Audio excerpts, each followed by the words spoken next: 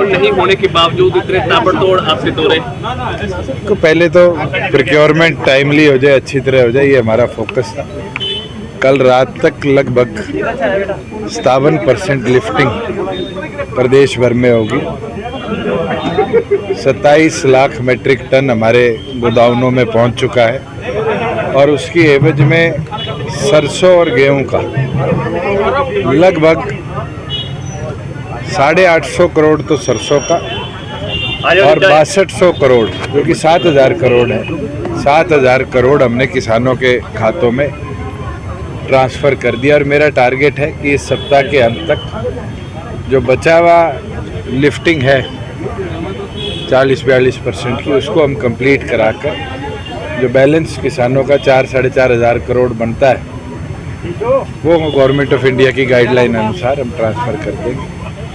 और उसके साथ साथ प्रदेश के अंदर मैं तो सभी आड़तियों का भी और किसानों का धन्यवाद करूंगा कि उनने सब ने मिलकर प्रोक्योरमेंट के इस सीज़न को बड़ा सक्सेसफुली केटर करवाने का काम किया। बड़ी खुशी की बात है कि कल गवर्नमेंट ऑफ इंडिया के डाटा आए और गवर्नमेंट ऑफ इंडिया ने बताया कि इंडिया में जो ग्रोथ रेट था वो 26% से 21% पे आया, मगर वही हरियाणा 16% से 22% पे गया है। और दो ही राज्य हैं जिनने ग्रोथ दिखाई है, उसमें प्राथमिक हरियाणा है और दूसरे स्थान पर कर्नाटका है। और ये अपने आप में दिखाता है कि जब हमने बदलाव करे तो उसने हमारे टैक्सेशन स्ट्रक्चर को और इम्प्रूव किया और बेहतर किया। तो चलते रहेंगे मेरे ख्याल से। अब तो अगला 1-1.5 साल तो नॉन रेस्टिंग टाइम है और पॉलिटिकली भी आप कहो तो हर पार्टी अपने चुनावी मूड में तो आ ही चुकी और आज अप्रैल का अंत आ चुका। अगली अप्रैल में तो लोकसभा की पोलिंग भी कंप्लीट हो गई। चुनाव पक्ष का हूँ कि हम डेमोक्रेसी के अंदर हर 3 महीनों में इलेक्शंस देखते हैं, किसी ना किसी प्रदेश में होगा, नहीं तो लोकसभा का होगा। अगर ये सारे एक दिन हो तो बहुत ज़्यादा हमारे इंफ्रास्ट्रक्चर मशीनरी की जो यूटिलाइजेशन होती है उसमें कटौती आएगी और उसके साथ साथ कहीं ना कहीं बहुत ज़्यादा जो टैक्स पेयर्स मनी है उसको हम सेफ गार्ड करते हैं।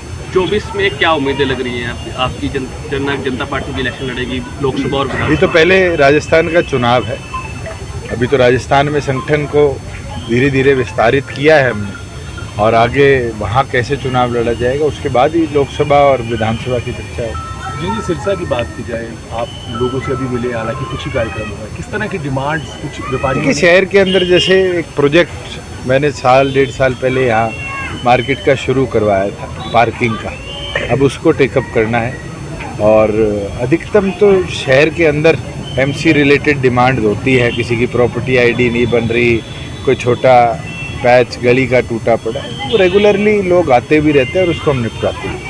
24 के लिए हुड्डा साहब और अभय सिंह भी दावा करा कर दो चुके हैं गठबंधन कि हम तैयार हैं चुनाव के लिए। मैं तो कह रहा हूँ करवा दो गठबंधन। शहर के लिए बात की जाए, पार्किंग की जो आप बात कर रहे हैं, एक हमने मॉडल बनाया है, 3 हमारे पास पैचेज हैं, 2 पुराने गवर्नमेंट स्कूल जो अब कंडम हो चुके हैं और एक थाना जो कंडम हो चुका है, तीनों को मिलाकर वहाँ पर कमर्शियल और पार्किंग का प्रोजेक्ट हमने प्लान किया है। आगे मैं टेकअप करता हूँ, उसको पीपीपी मॉडल में भी हम ले जा सकते हैं और गवर्नमेंट भी डेवलप करके आगे रेंट आउट कर सकती है, तो उसके ऊपर सरकार जो निर्णय लेगी आने वाले दिनों में ले लेगी। सर मान के चलें क्या जल्दी उस पर नहीं। सर ड्रीम प्रोजेक्ट आपका एयरपोर्ट हिसार एयरपोर्ट है, क्या कंडीशन है और कब तक लगता है कि वहाँ पर फ्लाइट? मैंने पीछे भी प्रेस कॉन्फ्रेंस में ये डाटा दिया था कि बाय एंड ऑफ अक्टूबर हमारी तरफ से लैंडिंग की और सारी तरह की व्यवस्था कंप्लीट हो जाएगी। आरसीएस में हिसार एयरपोर्ट को कवर किया गया है। रीजनल कनेक्टिविटी में अब जो बिडर्स आएंगे उस हिसाब से वहाँ से फ्लाइट्स का हम उतार। मेडिकल कॉलेज सिरसा का नहीं ऑलरेडी टेंडर आउट हो चुका है, गवर्नमेंट ऑफ इंडिया की पीएसयू कोई रेल निर्माण है उसको दिया गया है। अब तो उनके ऊपर है कि वो कब ड्राइंग्स फाइनलाइज करके सरकार से अप्रूवल लेके कंस्ट्रक्शन शुरू करें।